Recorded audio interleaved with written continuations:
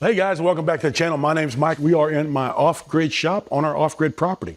Today I got for you guys our very first HumSienk battery on the channel. This is their 314 amp hour, 16 kilowatt rolling floor battery. It's not a wall mount battery because there's no brackets or anything to lift it up and mount it on the wall per se, but it is on nice wheels. I have found something very interesting about this battery that I think you're going to find it interesting too, and we're going to get into that here in a minute. But anyway, we're going to go over the capacity test on it. We're going to open it up. We're going to look at the build quality on it, because I have, one other battery that I've done a lot of reviews for, the watt cycles, and we're going to compare it. We're going to take a look at it. I think they're pretty similar in build. There's some differences I've been finding. But first, let's get off into the screen. Identical screen. I think the watt cycle and HumSienk come out of the same factory. Pretty much. A lot of similarities, also a lot of differences. All right, now, if you are familiar with the watt cycle battery, you're gonna be very familiar with the HumSienk screen. All right, the screen's gonna give you all the information you're gonna need.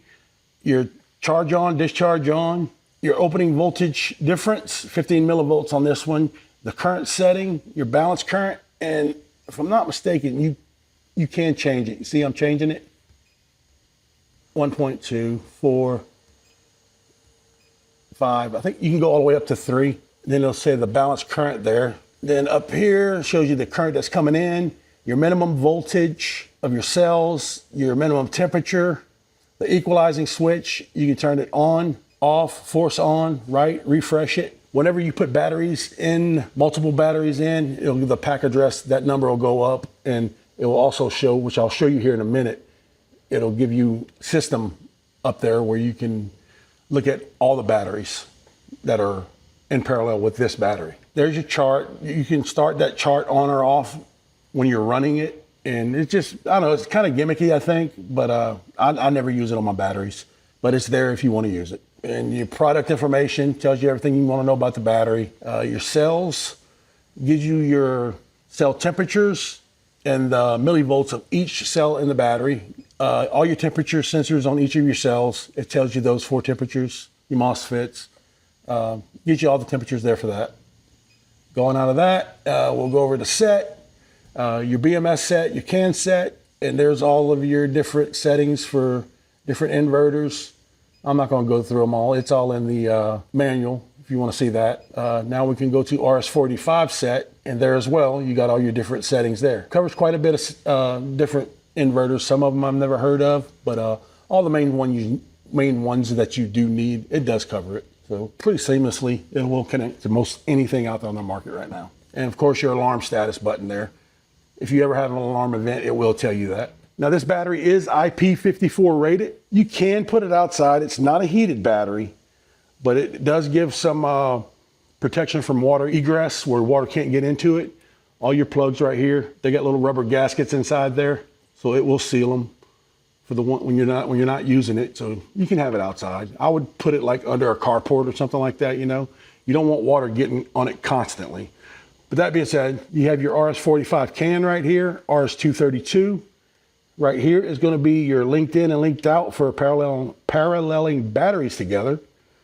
And your negative terminals and your positive terminals here, there are the Amphenol style connectors, your power switch, and your vent, and your grounding lug right there. And right here you have a waterproof breaker, which you're going to have a 200 amp breaker right here.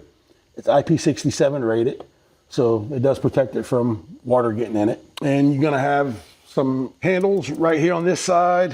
You got one up here up top, fold away handles, and you got one right here at the bottom as well that folds away. And that is pretty much going to cover the actual battery itself. On this side, you got your product information tag, tells you pretty much everything about the battery. All right, so when you unbox the battery, this is what you're gonna get. You are gonna get your anchors, if you wanna anchor it to the wall, which will be these brackets right here that will bolt to the sides of the battery to keep the battery from tipping over. And your communication cable right here to go to your inverter. And you got some silicone jacketed 2AWG cables. Now this battery is rated at 200 amps charge and discharge. I believe you can go to like 220. I have to look at the manual. I can't remember exactly offhand, but you can go as high as 220 before it'll go to over discharge protection. But nice cable, silicone jacketed. Like I said, the Amphenol style connectors. Similar to the issue I had with the watt cycle ones. These are pretty unique. They're that star head right there. I have to check the website for HumSienk and see if you can get these on the website now. I'm not real sure, but if you can, I'll leave that link in the description as well for you. They're not readily available to find anywhere to make your own cables. It'd be nice to have them if you want to parallel these batteries together. And that way, sometimes I just wish they had the regular screw terminals on them so you can just make your own cables at home and you don't have to buy anything special for them. But that's fine. And you're also going to get your owner's manual. This owner's manual will cover their 48 volt, 100 amp hour battery, the 48 volt, 300 amp hour battery, the 314, and the 400 amp hour battery. They have a 400 amp hour 48 volt battery. I want to get my hands on that one and check that one out. Gives you plenty of information in the manual. If you want to see what brand inverters that your battery will work with, it goes over all of that in the battery. Nice color photos of everything in the manual. Your pinouts for your communication cables, it gives you all that information. Everything the screen does, it tells you everything in the manual. Manual is just chock full of all good information, everything you're going to need to know about the battery. All right, so here is something pretty interesting I have figured out about this battery. So you know I've done a lot of the Watt Cycle products. Watt Cycle's 314 has dip switches on the side of it where you have to use dip switches to address it. This battery has no dip switches. It's self-addressing. HumSienk's 100 amp hour server rack batteries have dip switches on it. It's not self-addressing. Watt Cycle's 100 amp hour server rack battery is self-addressing. So I don't know if I'm getting this confusing for you. Watt Cycle's 314 amp hour battery like this has dip switches. Watt Cycle's server rack battery does not have dip switches. It's self-addressing. HumSienk's server rack batteries have dip switches. HumSienk's wall mount, this 314, does not have dip switches, so it's self-addressing. So they got me to thinking, will this battery communicate with Watt Cycle server rack batteries? Let me take you over there and show you. All right, so we are over here with our Watt Cycle batteries. As you know, on my shop, I'm running 12 of the Watt Cycle 100 amp hour batteries. And right here we have our HumSienk 314. The dip switch situation got me to thinking, this being self-addressing and these being self-addressing, and the BMSs are pretty much the same, the screens are the same. So I came out of my linked out on my bottom Watt Cycle battery, my very last one, my 12th one, and I'm gonna connect it over here to our linked in port on our HumSienk battery. So we connected it to the link in, turn our screen on. So now what we're gonna do, to get it to recognize in the system, you're gonna have to turn your master battery off. So that turns everything off. Now we're gonna turn it back on. If you notice, screen came back on the Watt Cycle on the HumSienk battery, the screen came on. Now we're gonna come over to pack, to system, and now it has changed. We were 1200 amp hours for the 12 100 amp hour batteries. Now we're showing 1514. The 314 HumSienk battery does communicate with Watt Cycle's 100 amp hour batteries. I found that to be very interesting. Now, as you watch, see the screen on the HumSienk? I am going to turn the master battery of the Watt Cycle off, and that screen is going to turn off. There you go. It is in line with the Watt Cycle battery. It communicates fine. So if you have the Watt Cycle batteries and you like the HumSienk battery, it will communicate with your 100 amp hour batteries if you just need a little more and don't have the space for a big old rack like this. HumSienk battery will communicate with it. The problem I had with Watt Cycle is their 314 will not communicate with their 100 amp hour batteries. Don't know why they did it like that. If Watt Cycle could have done it self-addressing like HumSienk did, and it would communicate with their batteries. So there's a little bit of information I found out about it that I found very interesting. Very interesting. Not sure why they did it like that, but this is what it is and this is how it works. All right, so we're going to get it opened up here and take a look at the inside of it. Check out the build quality. And from right now, as far as I can, just by taking these first few screws out, this gets my seal of approval on as far as the build quality of the case. Screws are coming out nicely. It is definitely built better than Watt Cycle's case. There we go, we'll unplug that screen. Nice thick case, I like that. All right, so now we got the case off, and this is gonna be our first look at the inside of this battery. And guys, I'm here to tell you, this is one incredibly nice build. I am liking absolutely everything I am seeing right now. So all your cells are going to be in 2 groupings right here. Metal cage around everything, epoxy board protecting everything in this grouping, and in this grouping you got epoxy board right here protecting these terminals from the side of the case. You have lots of room right here, like a crumple zone. Get any damage, it's not going to touch your terminals of your cells. Nice copper bus bars. You get aluminum bus bars here on your cells, and I see one thing that I'm really liking, man. This is just about serviceable. No laser welds. You have screw terminals right here. If you ever have a cell go bad, you can actually pull this out and replace it yourself. I mean, everything just looks freaking good.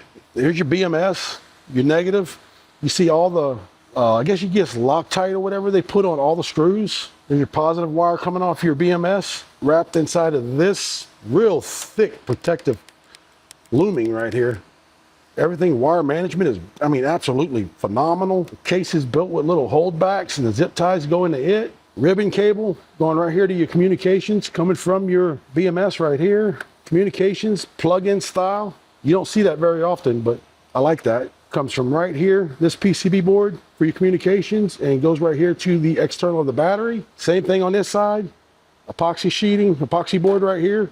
All your terminals, all your balance leads coming off, your temperature sensors, everything looks really nice and in place. I mean, just zip ties on holdbacks. Man, it's just a really, I mean, really honestly, it's just a clean build. I haven't seen nothing in here that I can really complain about. You see it, let me know, because, man, I am a big Watt Cycle fan, but they knocked this one out of the park in comparison.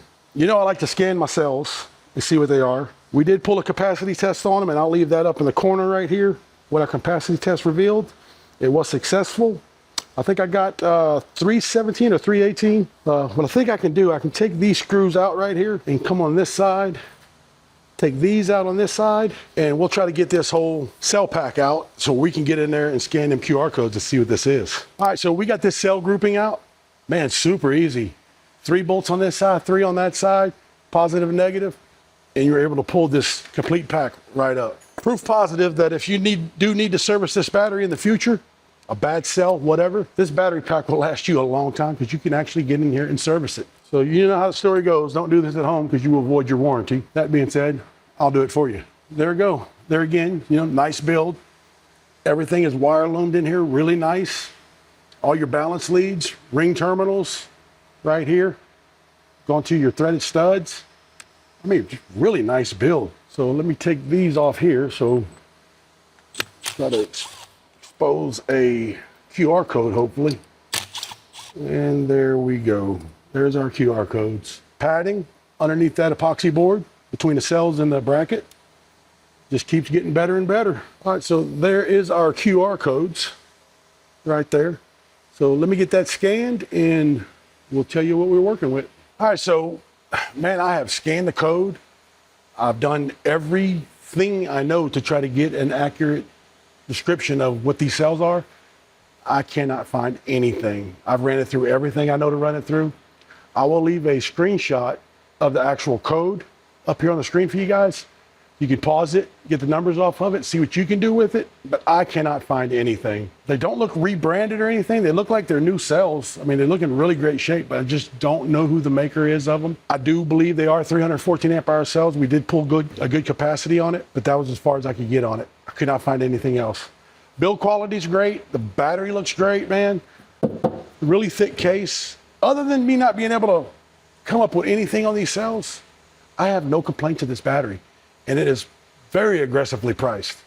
I believe at the time of recording, I seen it for $2,200 all day long. Highly recommend this, man, for $2,200.